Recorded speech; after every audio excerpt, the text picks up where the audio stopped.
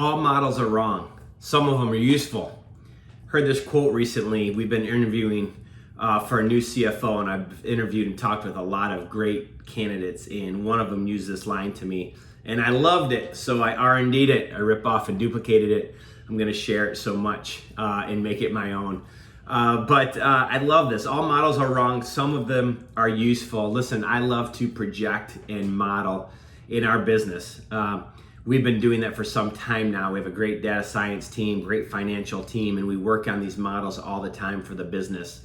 If this, then that. How does it project forward? What levers do we need to pull as we think about growing the business, working more efficiently, increasing margins and whatnot? I'm a big fan of the movie Moneyball, which really started, I think, in a lot of ways, this whole movement to modeling. And I love that movie right away, and I love the idea of it. And the thing to remember about models is they're not predictions. They're not saying this is exactly how everything is gonna go.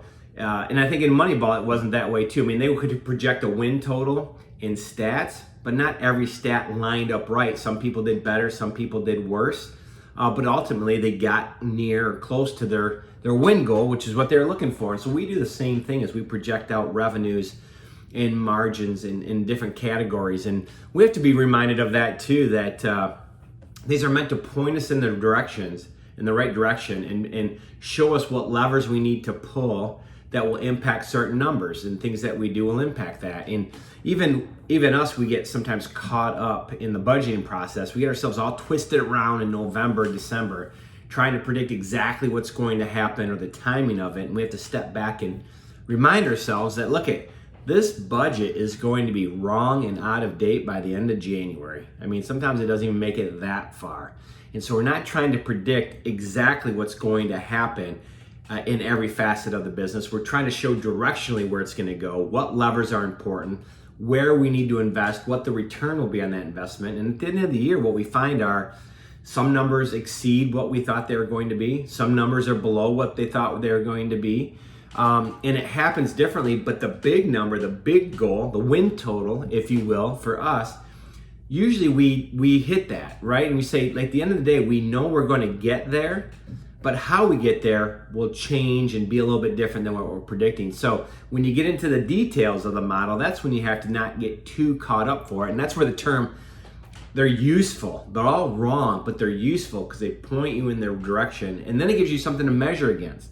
I'm big on measurement, but you got to have goals and objectives that you're measuring against. If you're just measuring without any type of metric that you're measuring against, I think that doesn't tell you anything. It's like trying to lose weight. Do you want to lose 5 pounds, 10 pounds, 50 pounds, whatever it is? That's going to determine what you do. And it's the same with business. You have to have a goal. I tell our teams that all the time. And if you don't know the goal, make one up. Take a guess, because your gut feel is usually in the ballpark. And then you find out, like, whether your gut feel right or are you way off. And the only way you know that is measuring against that number, even against that gut feel. And if it's wrong, then you change and adjust. And so I think, especially during this time of crisis, as we continue along our path, the great advice we heard, which was don't try to predict, just scenario plan. We're scenario planning a number of different models. We're not predicting what's going to happen, and we're not saying this is exactly what's going to happen, but we're saying if this, then that. If this happens, then we'll look at that. And we're doing the scenario planning. I think it's very useful for us.